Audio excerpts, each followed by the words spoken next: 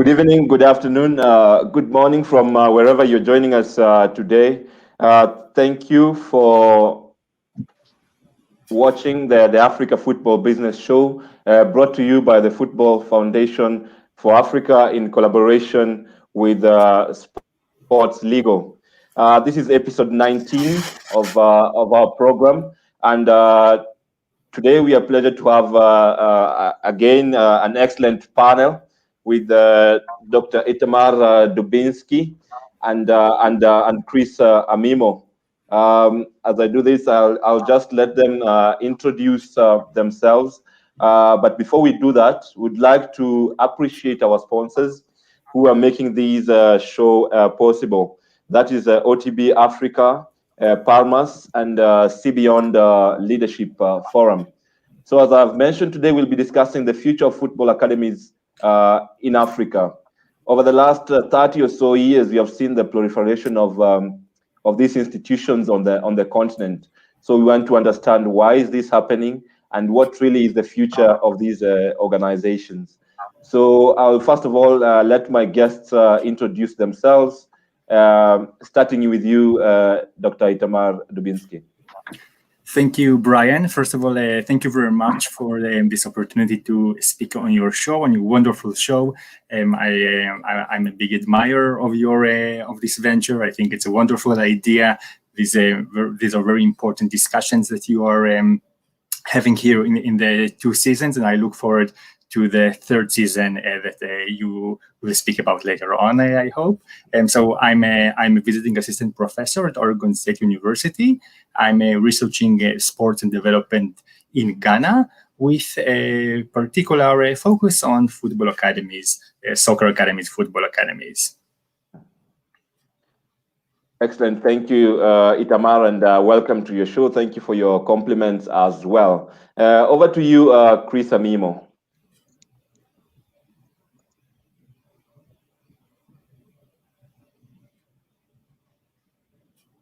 We can't hear you. Sorry about that. So thank you, Brian. I appreciate having me on the show. I think the second time I'm having a show with you, so I thank you for the opportunity. My name is Chris Amimo. I am the founder of the Gindogo Football Academy based in Nairobi, Kenya. I also happen to be on the board of the Football Kenya Federation, and I oversee the youth committee. Excellent. So we'll get straight into the topic of the day, and really we'll start with the basics. What is a football academy? We'll start with you, Itamar. What can we define as a football academy? Because we have organizations on the continent in various forms, shapes, and sizes. What can we define really as a football academy? Yeah, it's true. There's a wide spectrum of what constitutes a football academy. Some might associate academies with a football pitch or a playground, teams such as a group of boys or girls, youngsters usually, coaches, managers, perhaps dormitories, perhaps an affiliation with an external or an internal educational system. So there are different variations of football academies, actually. And in Ghana, for example, you can find very different manifestations of football academies. Some are more structured, like Right to Dream, which you spoke about briefly with Tom Vernon a few days ago, a week ago, and others perhaps less structured, which I'll be very happy to speak about later on the show. So you don't really have a particular definition or a particular a one model for what a football academy is, but there are very different ways of managing such entrepreneurs and implementing different visions for what a football academy is. So that's my take about it. Excellent. You talk about, I think you mentioned the word entrepreneur this early on the show. I think that's very important, especially for our discussion today, and also the overall subject of what we are trying to do, discussing the business of football. How do we develop the enterprise? And yeah, over the last 30 years or so, we have seen, we have witnessed the growth of football academies on the continent. And the most common, if we can say, outside of the ones that are very less structured, are those that you have mentioned, like Right to Dream, which have some kind of Euro-African partnership. And then we have the privately owned or privately run academies, like we'll hear more from Amimo of League Ndogo. What is driving this growth of football academies on the continent? Well, first of all, the perception that one can make it as a footballer, that that there are different there are many incentives to participate in the football industry, both for the youngsters and also for the families and communities surrounding those youngsters. So you have this big push from the community to participate in to attend these football academies, and later on with the hope of migrating abroad. From the entrepreneurial side, you also have this motivation by people who aspire to benefit from those goal dreams, as Lynchler and I call those aspirations in a recent article we published. So we see how this dream of making it through football also ignites the imagination and motivation by business people to also form those academies and try and benefit something from it, whether it is whether these benefits are in the form of economic capital or cultural or other forms of capital. So this idea that one can benefit from football academies ignites very different development hopes among children and also adults. Excellent. So, yeah, you've talked about these goal dreams, entrepreneur, and I think we are privileged to have one such entrepreneur with us here today, Chris Amimo. I'll feed the same question to you. What do you think is driving the growth of football academies in Africa, and more specifically for you, what motivated you to set up League Ndogo, Mr. Amimo? Okay, so I'll start with your second question. It's very interesting. When I began League Ndogo way back in 2002, believe you me, I had no objective of developing players to become professional players. That was the farthest thing from my mind. I was in a neighborhood and I used to see kids who had no way to play organized football, you know. And so to me, there was a gap whereby I could get kids and have them organized, have them have some coaching, make a league for them, come every weekend, you know, train a few days, play league games, and the kids were enjoying it thoroughly. But that comes at a cost, you know. You need to hire the grounds, you need to pay the coaches, you need to buy the equipment. So then you tell the parents, okay, look, if you pay a certain amount of money, I can make this happen for your kids. So that was the motivation for me to start. And it's very interesting. This idea, actually, there used to be some guys in Kampala called Kampala Kids League.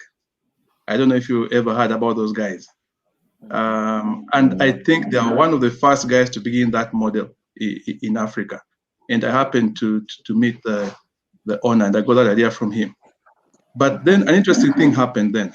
After that, we discovered that some of these kids were showing exceptional talent.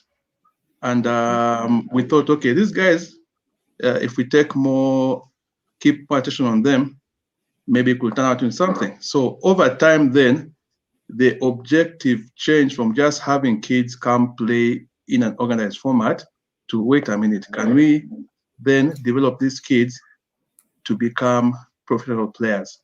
And so then over a period of time, what began as just something to keep kids occupied then began changing into something that let us try and develop pro players. Also, but I need to also add that football is big business at the end of the day. And in any big business, entrepreneurs will come in. Entrepreneurs have a sense of, smelling a business opportunity. And so then what has happened over time, these things have just, really mushroomed. Now we have thousands of them, even in Kenya alone. And it's everywhere in Uganda, in Tanzania, in Ghana, all over Africa. But also remember, not everyone will become a pro footballer. But there are so many kids there who want to play football, who enjoy playing football. So are you going to say that you'll do nothing for them? No, you have to do something for them. And so these academies actually play a big role in keeping kids occupied, kids who might not necessarily become pro players, but who enjoy playing football at whatever level they are playing. And so I think they do play a very, very important role in many aspects. Thank you very much, Chris, for sharing your personal story there with regards to League Indogo. Yeah, I think academies are playing a major role, and all over the country we see people with a similar mindset or with the same start that you had. Usually, just out of passion or wanting to see kids, children participate in organized competition, they set up these academies. But many of them, they remain in that unstructured form. Many of them remain very informal, if I can say that. And this is usually due to lack of resources. Is it possible maybe just to talk a little bit more about your transformation from a very social, informal setting into a business? Because I'm sure now, looking at the League Indogo, you are doing a lot more than just running the academy. There's tournaments and there's other things that you are doing. Can you share a bit more about this transformation from an entrepreneurial perspective? Yeah, so you're very right. It takes a lot of money to run a proper football academy, and there's a big difference between what happens in Africa, for example, and in Europe. And I'll give you an example. In Kenya today, all the teams that play in the Kenya Premier League, I don't think there is one that has an academy. I may be wrong, but I doubt there's one that has an academy.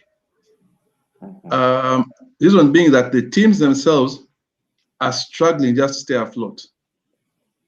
So now when you tell them now you need to set up an under 12, under 13, under 15, under 17, they'll tell you, I mean, that's not possible. Yeah, just for them to maintain and play in the league is a struggle. But look at Europe. Look at how much money the big clubs pump into their youth development. They pump in millions and millions of euros and dollars. If you found out the budget for, say, the Liverpool Football Academy or Barcelona Football Academy, it's amazing amounts of money. So we don't have that in Africa. They have that in Europe. So then how do we have academies in Africa? They have to find a way of sustaining themselves, of making money to keep afloat.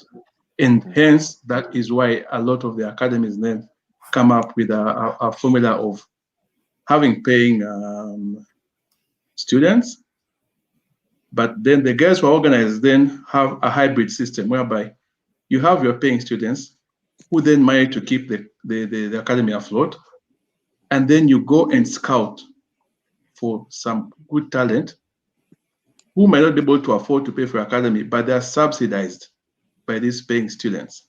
For those of you who know about some schooling system in Kenya, a good example I'll give is a school like Starehe Boys. You could go and pay school fees, but also they would look for kids who are, bright and needy, and they are subsidized by that. So that is, to me, one of the best ways to try and make academies work in a place like Kenya, because otherwise then they will not work. And then you have the problems you have. What is the biggest problem when players go to Europe at 19, 20? You're told, okay, great potential, great athleticism, poor technique, poor tactical awareness. Why? Because some things that were meant to be taught at 11 years old, at 12 or 13 years old, were never taught. And those things cannot be taught when you are 18. I think it's Wenger who said that if a player doesn't have certain aspects at 14 years of age, he'll never be a player. Now, those things can only be learned through an academy that is well structured, that has qualified coaches who understand what needs to be trained at what age. Now, unfortunately, in Kenya, the clubs that are supposed to be driving that can't afford to do that. So then it is left to the likes of League Indogo and other academies to try and do that. And also, I know for a fact that there are a lot of coaches in what we call the grassroots coaches, in the Kenyan language, what we call muta, coaches who, in most cases, they are just volunteer coaches. And these are guys who perhaps played football, and now they are retired, they're in their neighborhood, and they are seeing kids around, and they volunteer to coach them. And they call themselves an academy. But these guys have no resources. They don't even have bibs. You have one ball being played with 30 kids. The kids' technique is hard to develop. So there's a big, big problem of resources that hinders these academies producing successful players. That's great. Yeah, you've gone a bit into the player development role that academies play, and there's been a lot of criticism around this space, especially since most of these academies, when they are set up with the idea of developing players for the European market, what we call talent commodification. I'll just bring Itamar in. What are your thoughts on this? Why the criticism? And is it the only way we can make these institutions sustainable, the football academies? Yeah, well, first of all, regarding the criticism, since day one, I think that the academies arrived in the late 1990s. I think we've seen and heard criticisms about the ways in which Feyenoord Academy or Ajax back in their brief effort in Ghana, and other academies trying to operate in Ghana, try to circumvent those age restrictions that FIFA introduced, that we briefly spoke about before we went on air. So how those European academies try to circumvent those restrictions by forming these academies in Africa, where they host youngsters and wait until they are 18 years old and then transfer them to the parent club in Europe. So we've seen a lot of criticism in the early days of the academies operating in Africa, and particularly in Ghana, about this kind of maneuvers that the Europeans are doing. A later criticism, which I was actually exposed to in my fieldwork in Ghana, was the maltreatment actually of European academies operating in Ghana. For example, there was one academy, I won't mention their name, but they no longer operate in the country, but they had this very fancy facility, and they brought their global connections and try to brand themselves as the prominent academy in Africa, in particular in Ghana. However, their coaches, the coaches' behavior was very racist. They took money from players that should have arrived. They should have been given sums of money each week, allowances. They took those allowances, the coaches, for themselves. And then once the manager, the head of this team, heard about this maltreatment, he decided to close the academy. And then in one day, you had many children, some of them were less than 12 or 13 years old. They were just thrown to the street. Some of those children I've later met in other academies I've researched. So you can see that there is an absence of accountability, actually, from many of those European academies coming to Africa in order to extract all what they consider as a raw materials or resources. And so you see this absence of accountability, which later leads to horrible effects, long-term effects on those former academy players. So these are the two major criticisms that I've witnessed regarding European academies. Nevertheless, you can also see the advantages that they bring to the table. I mean, they bring global connections, which you must have global ties to scouts and other teams if you want to make your venture sustainable. So you do have those important advantages. Some of them bring knowledge, tactical knowledge that might be different from the tactical knowledge of local coaches. Not that the local coaches do not have important knowledge, but they just bring other coaching philosophies which can contribute to the creation of more of holistic abilities for modern day players. So you do see some advantages, but you also see a lot of disadvantages. So so this is concerning the criticism part. I must confess that I don't really remember the second part of the question. So so we can either Yeah, the second part of the question, yeah, you've mentioned that the criticism, yeah, of course, there is the negatives that happens in these academies. But as Chris mentioned at the onset, these academies are really playing a huge role in social and economic development of the communities in which they are set up. And I know from your work, you've researched a number of academies in Ghana. I think one was Kumasi, there was Mandela, there was Unistar. So maybe you can just talk us through, especially Unistar, the development of Unistar Football Academy in Ghana, and how you have seen these impact the community. And are these kind of models replicable? Because there's definitely some good coming out of these academies. Itamar. Yeah, sure. So first of all, when I first arrived in Ghana, I really wanted to research those European academies, such as Right to Dream and other academies, but I wasn't given the access I really wanted to, which was long-term access of months and months of just staying in one place and doing a proper ethnographic work.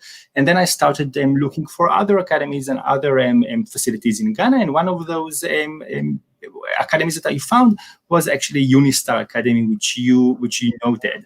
And after a couple of days and weeks and months, and now it's been already years of close ties with Unistar, I came to realize that the immense differences between those local academies formed by local entrepreneurs and those European academies formed by non-Ghanaians, we can call them. And one of the main differences is quite visible when you just arrive at the academy. For example, when you arrive at Unistar Academy, you can easily enter the academy and watch the training and be part of the academy as it is formed inside the community, inside the town of Ofankor, near Kasoa, about a 1 hour drive from the capital of Accra. And if you go to a European academy, most of the chances or the chances is that you won't be able to enter the perimeter of the academy because it is very, very gated and serves as maybe an enclave inside the community. It's not really integrated with very close ties to the surrounding. It doesn't mean that they won't hire local workers, but the ties are less fluid than, for example, in a local academy such as Unistar. Unistar's model is a very interesting one because it looks like they found the way of intertwining the vision of a football academy that will become a sustainable one. For example, they've been able to transfer players abroad, which through the money they received from those transfers, they were able to invest it in the academy according to the needs of those community members surrounding them. So you can see constant dialogue between the manager of the team, the founder of the team, the accountant of the team, and those and the different community members surrounding the team, such as the fans and different people living near the academy. You can see, for example, after I think it was Bernard Tekpetey, their striker who was transferred to Schalke in Germany a few years ago. I think now is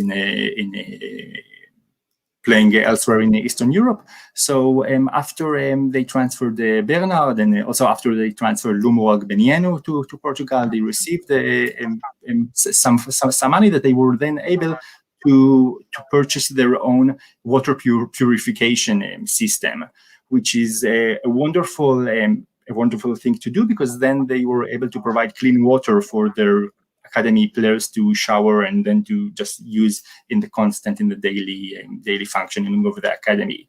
So they were able to utilize the different funds they received from the players in order to invest in the academy and to improve its infrastructure, and also to give something, or also to build it according to the fans' requirements, for example.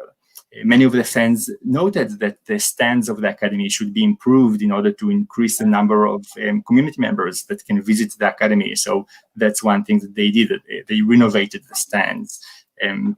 So they found different ways of making sure that the income that they receive from the players' transfers, both domestically and abroad, is then utilized in order to increase the probability of maintaining the academy's ties with the local community, and also to make it more sustainable.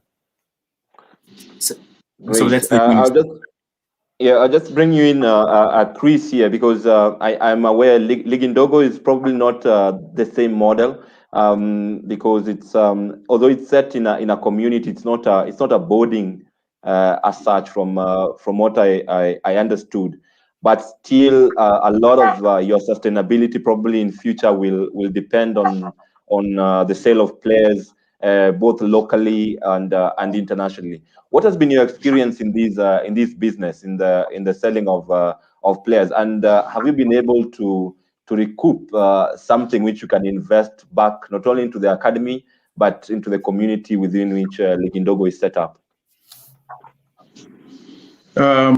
Okay, again, I'll begin. You mentioned that it's not a boarding facility, which is very true. It's you come and train and go home. But I need to mention to you that at the moment we are working on a project that will bring that into being, because at the end of the day, that is the only way you make players. That is the only, especially in Africa. You see, if you go to, I'll give you an example. Say you go to Malmo, it's a club in Sweden, one of the biggest clubs in Sweden. Maybe not such a big club in Europe, but look at what they do. They have players training, 6 days a week. They have them doing 12 sessions. They have them schooling at the training facility. On some days, they have double sessions. They have a nutritionist. They have a conditioning guy. Those kids are doing that from the time they are 12, 13 years old.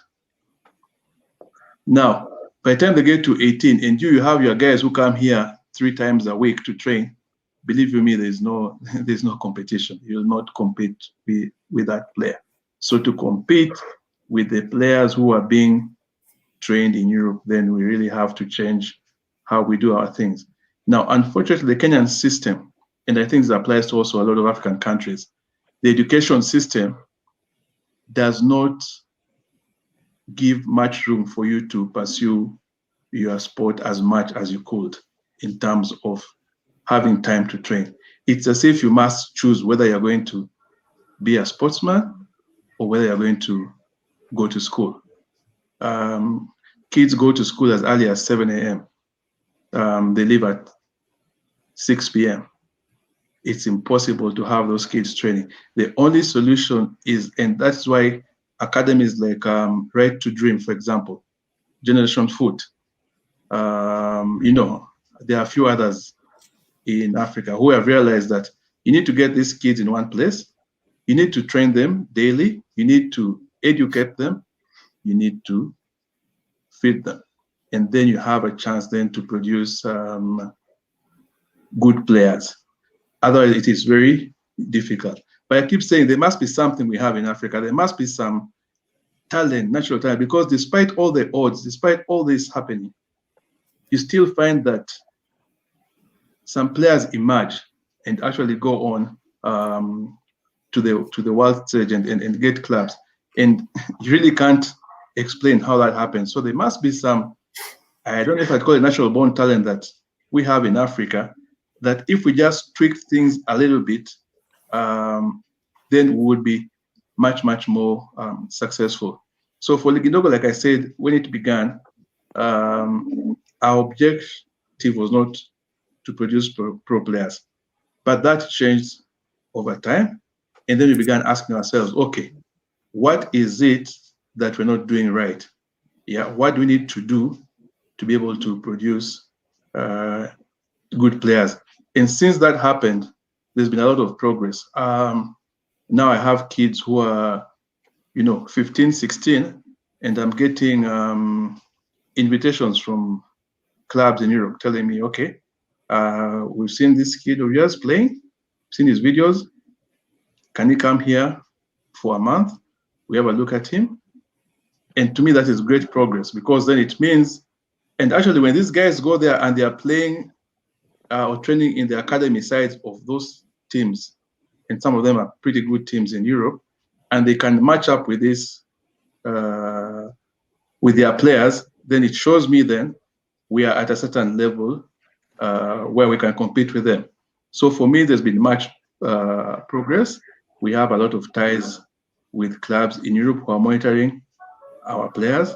We have a few players who've already joined sides in Europe right now. They're playing there. So since we changed our objective and began asking critical questions, what we need to do in terms of development, in terms of coaching, to produce players who are ready for Europe, it is possible. It is possible, and we're actually seeing the fruits right now of that path we've undertaken. Congratulations for that. However, you mentioned a challenge here that I think it's important to address it maybe at this point, and I'll bring in Itamar, the interaction between these football academies and the education system. I think this is a very important, and also touches on the work you have done with regard to Gold Dreams. Stakeholders were the kids, first of all, their parents, the people who are setting up the academy. They do so with different motives, and sometimes these motives can conflict. You know, somebody joins a football academy with the aspirations of going to play abroad, while the founder might think it's important for this person to be educated so that they are actually a complete, if I can say, a complete person, for lack of a better term. How do you reconcile? I think with Mandela Football Academy in Ghana, there was an issue there. How do you reconcile these different aspirations, expectations from stakeholders? Yeah, definitely, it can create a clash. The perception of the child that they will be the next superstar, and the aspiration of the founder of the academy, and for a more scholastic improvement, and also the parents' aspiration for either the sportive success or educational success, or both of them. So there are definitely clashes within each academy setting that I've witnessed. This clash of education and sports. It is quite difficult to integrate the two. In Mandela Soccer Academy, as you mentioned, that's one of the academies I followed. Muhammad Isa, a Ghanaian Lebanese entrepreneur, he established this academy with a prime objective actually of utilizing the popularity of sports in order to attract children to school. Actually, he stipulated that if children, a particular group of children, want to play football, then they must attend school and regularly attend school. Once he witnessed that the children often neglect the educational part, it led him to rethink his investment in this venture, in this NGO that he established, and later on he decided to retreat and to retire from this particular venture of the Mandela Soccer Academy. So we can see in this example that perhaps it wasn't the founder had very noble intentions, but the implementation weren't actually aligned to what the children hoped to achieve from the academy. You can see elsewhere, for example, in Kumasi Sports Academy, which is a wonderful academy established by King James Assuming. So he actually he rents this structure, which you have dormitories and you have classrooms just nearby. So you wake up in the morning and then you go to the next door and that's your classroom. So it's very close. Everything is close, and you walk you take a 5 minutes walk, and then you reach the football pitch of the academy. So it's all in the same place.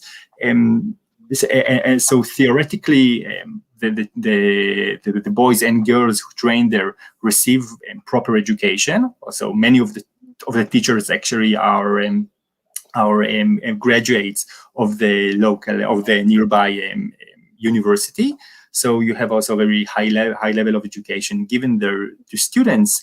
However, the sportive element makes the students very drowsy, I would say, or tired during the day, because it's very difficult to train in the mornings, and then you need to concentrate for like 6 or 7 hours in the classroom. And in times of economic decline, it's very difficult to make this venture sustainable. So, for example, in a long period of time that I've spent in this academy, the academy struggled to purchase enough materials to prepare food, to prepare 3 or even 2 or 1 meal per day for the children there. So it was quite common actually seeing children during the classroom just falling asleep within a couple of minutes and unable to concentrate during the classes. So integrating this academic part of an academy, or the scholastic educational part of a football academy within the structure of a football academy is very, very difficult. And some entrepreneurs think that if they will attach the name academy to their structure, it will give them maybe this perception of a better institution. But when you actually witness the day-to-day life in those institutions, you can see that often what you see in the ground is different from what you see in the glossy websites or videos that they promote. So it's very difficult to reconcile the educational aspiration and the sportive element of it. I mean, and if I'll just say one more sentence, in Unistar, for example, which I praised Unistar for their ability to achieve this sustainable model, the educational part is being also neglected. I think I've waited every day. Every morning I used to wait for the children after their training to go with them to the school, to their classroom, and often I was left waiting for a long long periods of time, I would say, given that school wasn't a top priority for the academy. The founder paid a lot of money from his own pocket to establish these cooperations with local schools and top local schools. However, the children's eyes and heart is elsewhere. It's in the pitch, and also where and also they see that older graduates of the academy are already playing abroad, so they consider those who made this move as role models rather than those who attend the school regularly. Yeah, a big challenge here. I know, Chris, you've just mentioned to us that you're working to address that by building a facility, so more moving towards the Unistar approach. But what has been your experience in terms of monitoring the educational attainment of players in your academy? Because we know that opportunities in football are limited. If you're not moving abroad, even moving abroad is difficult.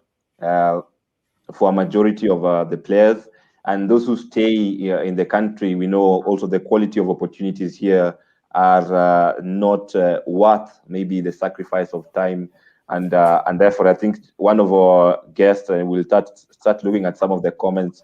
He says that not every kid attending academy will become a pro. How then do we profit as an investor? In most academy, less than even 5% will make it to become pro players. What has been your experience? How have you managed to address this, Chris, within League Indogo? Actually, Brian, if you do 5%, you're doing very well. I'd say maybe 2%. Yeah. And that is why it is very important. It is very important that your model for the academy is self-sustaining. Okay, that it will keep on running even if you go for 30 years without producing a star player. That's the first thing when you're setting up your model to make sure. Otherwise, then you'll run into trouble. So when you sell a player for $2 million, that is a bonus, okay? And then you can upgrade and move to the next level. But you should make sure that the model you have is self-sustained. Just to mention what you said about Unistar and the education, and I understand it is difficult, but like in every other business, you can do things well and you can do them badly. It doesn't mean that when you do them badly, that the whole idea is bad. It's just that the execution was done badly, because we are saying it is possible to have education and football training side by side. And there are examples, look at La Masia, Barcelona, for example. They do that. Kids go there from 12 years old, and they produce successful footballers. And yet again, they produce guys who are well educated. I think Right to Dream, I don't know if you've done any research on them, but I think that's another good example. I think Right to Dream produces more graduates than it does footballers. Yeah, they go on and get scholarships, they become, engineers, doctors, but they came in through football. So it is possible, actually, if you do it properly, to produce people who are well educated, and then also perhaps get some footballers. Now back to League Indogo, what I do with my very gifted players who then I find need to have more training time. So the first thing I advise that go into an education system that will allow you more time for training. Okay, and so in Kenya you find, for example, if you do the GCE system, you have less hours of schooling than the 844 system. 844. Yes. Okay, I don't know if it's called that anymore. I think they've changed it, but I mean the local system where you don't have. Yes, because then it takes so much of your time in class, you won't have time to train. So then I would advise, okay, fine, if you can, switch systems, because you still get an education. I mean, there are guys who do GCE and still go to college and still get jobs, same as 844. So I don't think any less superior or anything, but it will give you more free time because you leave class by 3 p.m. So you can get the training field, train, and go back to school the next day. Now, in the extreme case where I have this player, he's been noted by a club in Europe. He's gone there, they have observed him for a couple of weeks. He's come back and they have given me a program that we want this guy to follow this certain program, and we'll come and look at him after a year again and see what is his progress. Now that becomes very intensive. So in such cases, I opt to take some of the players into homeschooling, rather online schooling. Okay, now online schooling is flexible. Okay, he has his laptop, he still has his lessons. If he travels for 2-3 weeks, he has his laptop, he'll still be able to interact with the teacher and not miss out on his lessons. Okay. If he has to miss out on his lessons, he can have a makeup session. Unlike a physical school whereby, I mean, if you miss class, that's it. So those are the kind of things I use to make sure that the players, the education does not interrupt their training schedules, and at the same time, they do not lose out on the education. And that is why I say we need a football school in Kenya. We don't have that at all. We need a school which can set its education program to give enough time for the boys or girls to learn the education, but also at the same time to be able to train.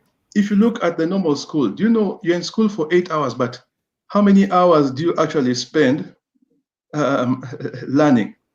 A lot of hours are spent, not doing much, because you're a big group.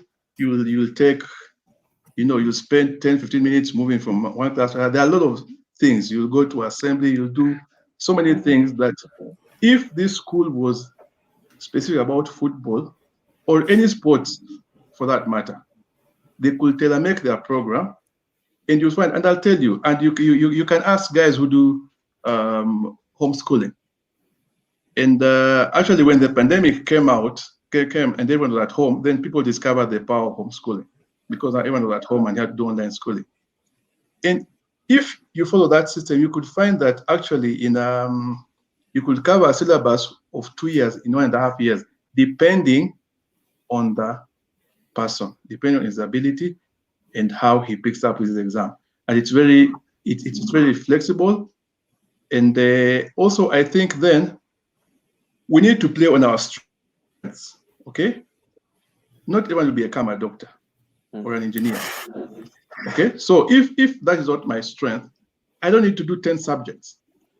I don't need to do 10 subjects. I can do 6. They'll get me through. They'll make me be, able to move.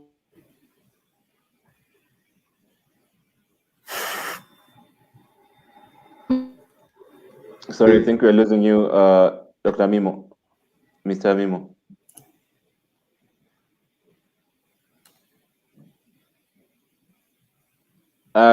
Sorry, I think Mr. Mimo, you're there. I just wanted to pick up. I think it's good you've managed to have some workarounds in terms of to ensure the education of the players within your academy. So this makes me think that's you as League Ndogo. But how do we manage now the whole system? Because these academies are flourishing all over the continent, all over the country. How do we make sure that all these academies can have such a system in place, or we can have some kind of standardization? Because we know in most of them they will neglect education in favor of footballing talent, and we all know football is a very short career and very unpredictable as well. So there is an issue of policy here, I think. And that's where government, for example, comes in. How do we support these academies so that they are actually able to achieve their social and economic impact in our society and in our countries. I'll let you, Dr. Itamar, talk about this, and then you can add what you're talking about with Kumasi. And then after this, I think we'll start taking some questions as we work towards the hour. Thank you.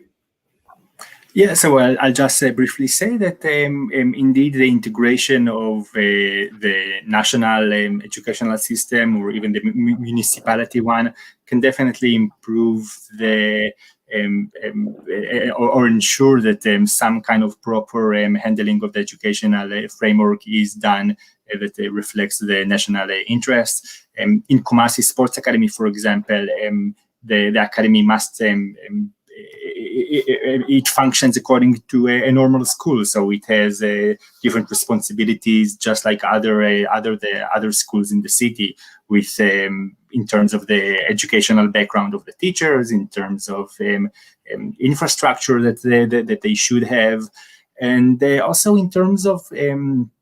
But of course, you have this immense gap between the expectation of what a school needs to have and what they have in the ground, and so. But just having the supervision on those football academies is definitely something that sends a message that not everyone can establish their own academy, but there is some kind of a model or a benchmark that they need to follow. So yeah.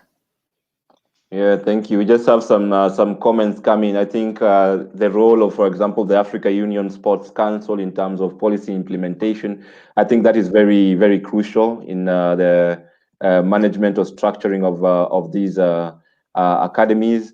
And then we have a question here from Tito. It says, what are academies like Ligindogo doing to help avert human trafficking in football, which is rampant across Africa?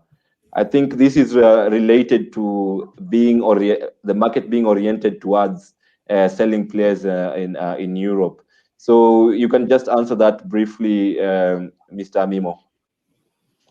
Thank you for the question. It's a difficult question. I think it's beyond the scope of Ligindogo to prevent that.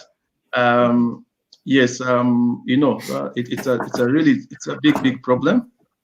I've seen, I've met kids in Italy on the streets, came with a promise of, you're going to become a pro footballer, and they were left there, and it's very, very sad. It's hard. These guys are desperate when they are leaving their home, and sometimes they think, look, nothing can be worse than this. So let me go out there and try it out for whatever may come. And the worst thing that they actually pay a lot of money to these guys. The family is sacrificed and they pay money to these guys, and it's a difficult thing. I think government has to come in. We need to lobby. We need to come together as academies who are aware about this thing. Probably form an association and lobby. Then that way, the government will hear our voice. And then also, when you are going out of the country with minors, I think they need to be very strict rules before anyone is allowed to live with minors. And when they come out of the country, then they need to show where are these guys who left with you. And increasing that's a big role for the government. So the best way is we lobby the government so that this stops happening. It is a very sad thing, but yes, people are promised riches and they go out there. So I think that's how best I can answer that. Yeah, thank you for your question. I don't know who, Gabriel. I think we also had a session on human trafficking in our governance series with Fred Lord, and we're in the process of collaborating to see how we can mitigate. Of course, it's impossible to completely eradicate these kind of vices in the industry, but as Chris rightly says, there's need for a concerted effort for us to address human trafficking, which is rampant in football. I think the other question that is coming from our viewers today is it's regard to resourcing, and there's two questions. I'll just fill them again quickly from Kenneth Dambe. Kenneth Dambe says, how do academies attract sponsors? The sponsors want a return on investment, and publicity is no longer enough. So, from your experience in working with the academies in Ghana, what are your thoughts on this? And you can also just combine that with what Ian Luther here is asking. Question to Itamar: do you think the introduction of training compensation has helped to develop football academies in Africa? I think that's from the FIFA perspective. If you've looked into these, Dr. Dubinsky, you can please share more when it comes to resourcing these football academies. So regarding training compensation, if I understand correctly, the FIFA, like if a player moves from one team to another and then to another, yeah, so that's highly important for the academies such as Unistar, who I think over 100 players are already playing in different teams throughout the continent. More than 10 or 15 are playing in Europe, so that's highly important, a highly important source of income. Nevertheless, it is also very difficult to track those different players who are moving and to ensure that indeed the money enters there or is being sent to Unistar, and that's why one of the great things that that Ernest Koufour, the person who established this academy, did was to hire an accountant. He's by the way, he's an accountant. Also, his wife Emma is an accountant, and he also hired an accountant. So they are all supervising the income that the academy should receive from those future transfers. Not every club is very enthusiastic of paying those fees according to FIFA regulations, so they're supervising this fee, and it is very important for them. It's highly important for their livelihood. Regarding the first question on gathering sponsors, it's also a major challenge. I think that Tom mentioned last week that one of the reasons that the Egyptians were so interested in Right to Dream was the attachment to the educational element, and also. And for example, in a Mandela Soccer Academy, the founder, Muhammad, he really wanted to attract his community, his fellow Lebanese Ghanaians to donate to the academy. However, they weren't very enthusiastic of donating to a sportive venture, and that's why after he retreated from the sporting venture, they actually donated more to the educational part. So it's very difficult to attract sponsors and to display the humanitarian and social cause of an academy when a lot of people don't really understand the immense influence, the positive influence that such institutions can have on people beyond just the sportive scope. So from what I've seen, it's very difficult to attract sponsors, both Ghanaian or African or European sponsors. And but one thing that perhaps can be done is, I'll just be briefly about it, is actually to watch this show and to watch how, for example, I think it was Gerard Akindes, I think, and also Asher, and I think also Barbara Gonzalez. They all spoke about the importance or the lack of broadcasting gains from the academy, from academies, for example. So very few people abroad or outside of Ghana can actually witness or see those games being played, and that's a major impediment for those academies who wish to attract sponsors and to display to the world what they're doing. So so this is one thing I think that the academies should be doing. And perhaps might also really help them in order to spread their message to the world and to display what they're doing, both in terms of education-wise and also in the sportive sense of their day-to-day activities. All right, I'll just bring you in, Chris. Perhaps you can share a bit more in terms of what you're doing at League Indogo. Have you been able to get sponsors, for example, here in Kenya? And what has been your experience? What can you advise other people who are setting up academies. And then there's a question from one of the users, and Chris has also let you fill this. I'll just try to summarize. I think this is in terms of attracting interest from European clubs or US clubs, colleges and universities as well. What strategies do you have in place to move players abroad? As you have seen through this show, it's a very important revenue stream that ensures the economic sustainability of your academies. Over to you, Chris, as we wind up. Okay, so first on the part of sponsors, my answer is an emphatic no. There are no sponsors. And I'll be brutally honest, I don't know any academy in Kenya that has a sponsor. Now, let's be realistic. There's a time, okay, things have improved a bit, but there's a time we had a league champion that didn't have a sponsor in the top league. So how do you expect then somebody to come and sponsor an academy? How many teams do we have today in the Kenya Premier League that don't have sponsors? Okay? Mm-hmm. It's not anytime soon that you're going to get sponsors for academies. So if you are starting an academy and you're hoping for sponsorship, I'd suggest start another business. That's not happening soon.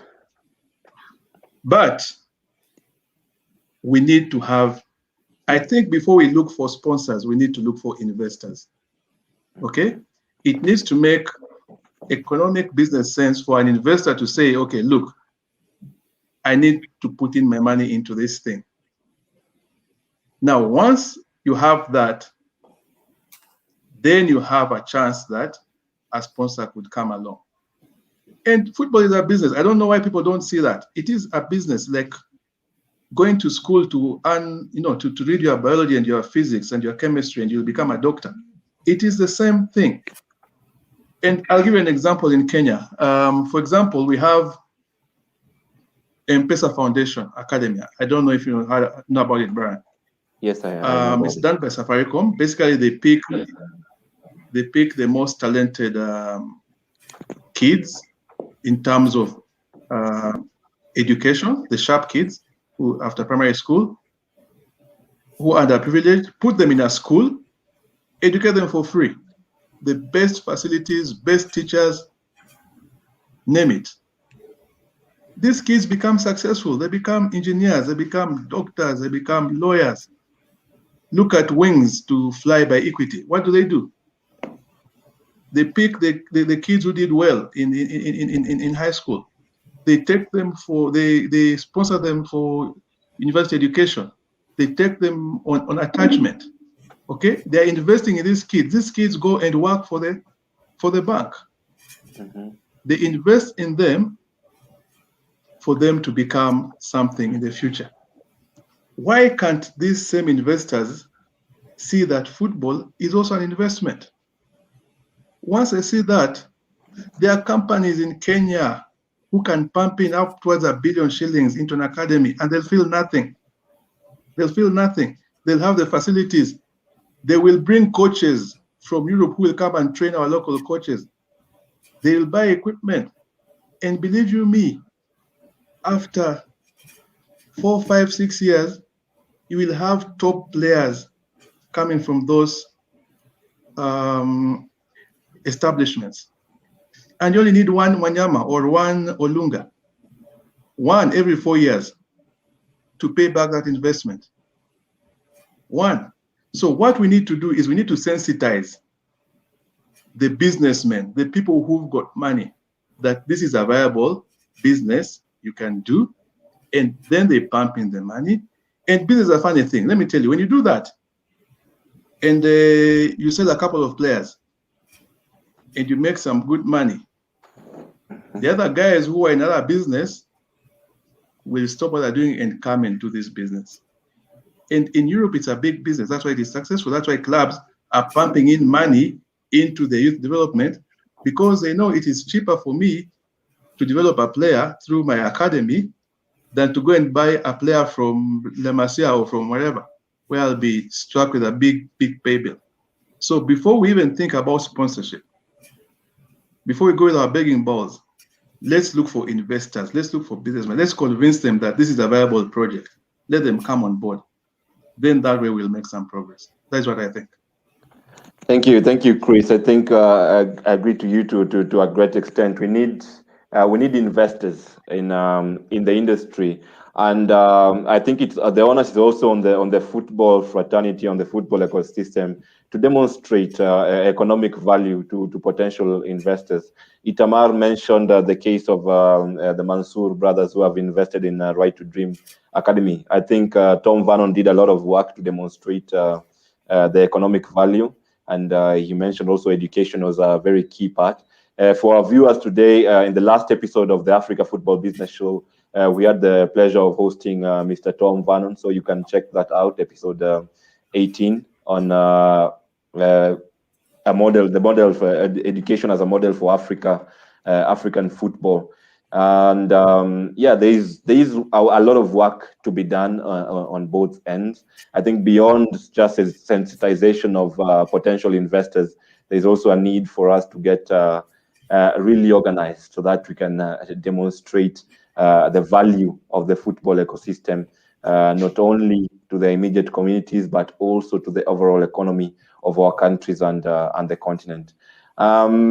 We are a little bit over time, so I'll just take this opportunity for us to wrap up with a parting shot from starting with you, Mr. Amimo. What do you expect from Ligindogo next 5-10 years?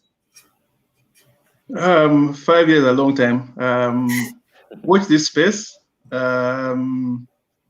In 3 years' time or so, you'll hear some very big names getting some good contracts. I think we've done good groundwork. But I just like to wrap this up with my pet peeve, which is I think it's very unfortunate, and I try to take every chance I can to say this, that the football industry is still very, very unfair, very unfair to Africa. They take the raw material from Africa and we get back next to nothing. And I'll give you a favorite example I like using, one of Sadio Mane. Sadio Mane was in an academy called Generation Foot in Senegal. I think they have an agreement with Metz where their players are transferred to Metz. And I don't know how much the Metz pays for that because that is never disclosed. But all of their players normally leave and go to Metz. Now, Sadio Mane joined Metz from Generation Foot. He was there, I think, for 1.5 years. And then he was bought by Red Bull Salzburg, I believe. Red Bull Salzburg paid 4 million euros for him, okay, from Metz. He was at Red Bull Salzburg for 2 years. He was bought by Southampton. I think they paid about 23 million euros. He was at Southampton for 2 years. He was bought by Liverpool. I think they paid about 35 million euros or something. So in a span of 6 years, Sadio Mane generated almost 60 million euros. That's a lot of money. How much of that money got back to Africa? How much of it? How much? I think less than 10%. It is not fair to Africa. It is not fair because then how do we improve? Okay, the guy will be happy at Generation Foot. It's still some good money, but compared to what has been generated, it is like every other raw material. It's the same way we take minerals from the DRC, and the guys there are still poor. We need to do something. We need to get more resources from the players we produce in Africa to come back to Africa to help develop our game. That's just one example. I can give you countless examples. So I think we need to find a way of changing that narrative. Thank you.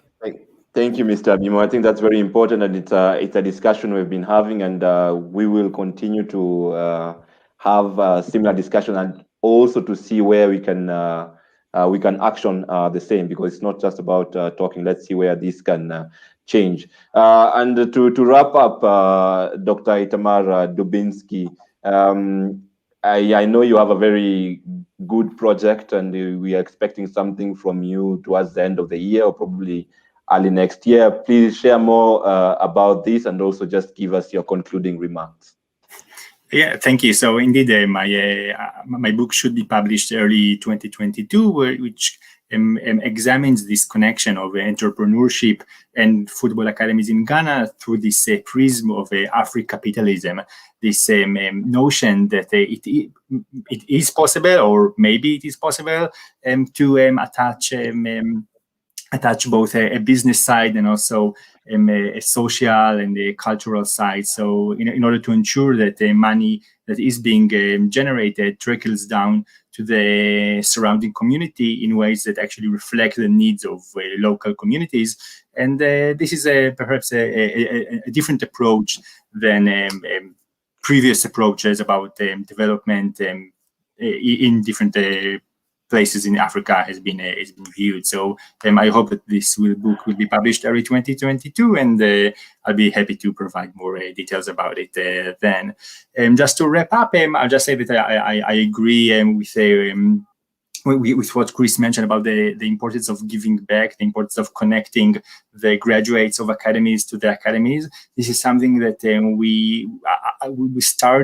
only starting to see in Unistar, for example, with Bernard Tekpetey Foundation, one of the graduates of the academy and the one that is playing in Europe. So he established this foundation, and during the COVID, for example, crisis, he's been donating a lot of resources to local schools there where the academy is functioning. So that's one way of giving back.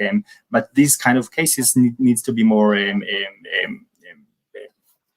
published and written about, because then we won't really know what these graduates are actually doing. And this kind of links me also to perhaps just the concluding remarks about the need for academies around Africa, and particularly in Ghana, and to have this long-term view, to have to be able to suffer for a few years without actually generating any valuable income, because without endurance, it would be very difficult to maintain such a difficult venture. Being able to reflect the goals of the community that surrounds the academy is also highly important. Being able to delegate responsibilities, for example, is also important thing that often I've seen that kind of hinders the potential of an academy to grow if there is too much responsibility on one person. And also this challenge that we've spoken about the challenge of intertwining education and sports. So I'll just give a concluding example from Kumasi Sports Academy, an academy which that promotes the women's football in Ghana. So one of the mechanisms that they use is actually to print notebooks with the pictures of their top players on the cover of the notebook. So until a few years ago, the image of Blessing Agbomadze, she was the captain of the youth national teams in Ghana. And so you could see her image on the cover of the notebooks of every child in the academy, boys or girl, doesn't matter if they're a 7-year-old or 17-year-old. When they went to their math class, they saw her image as a role model to what can be achieved through the academy, and a symbolic reward for how a sportive achievement can also be reflected in the educational setting. Nowadays, if you visit the academy, you will see Kerry McCarthy's image there. She's the goalkeeper of the academy. She's also the goalkeeper of Ghana's youth national team. So you see how this usage of sports and education can actually be intertwined, and in order to provide some incentives for children to study better and also to persist in their sportive achievements. In order to increase the probability that they will gain either something from the educational part or from the sporting part. Excellent, Dr. Itamar. It's it's been a pleasure to to talk to you both. Chris Amimo, thank you very much for taking the time to be with us today. Thank you very much, Dr. Itamar Dubinsky, for taking the time to share with us. And we hope we can invite you in future. As you said, Chris, we give you 2-3 years, and I'm sure we'll have you here sooner.